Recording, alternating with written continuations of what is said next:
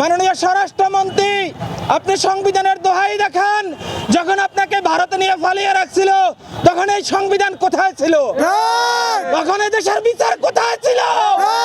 তখন এই দেশের স্বাধীনতা কোথায় ছিল?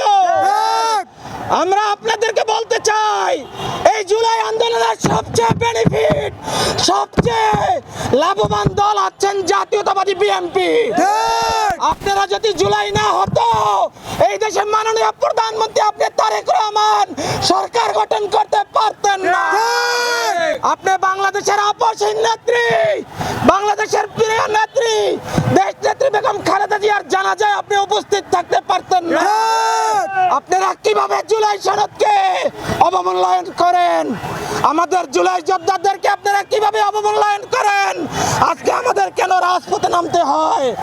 মাননীয় প্রধানমন্ত্রী, আপনার দৃষ্টি আকর্ষণ করে বলতে চাই, বিভিন্ন শহীদ পরিবার, জুলাই যোদ্ধাদের পক্ষ থেকে বলতে চাই, আপনাদের কাছে আমাদের কোনো চাওয়া পাওয়া, কোনো দাবি নাই।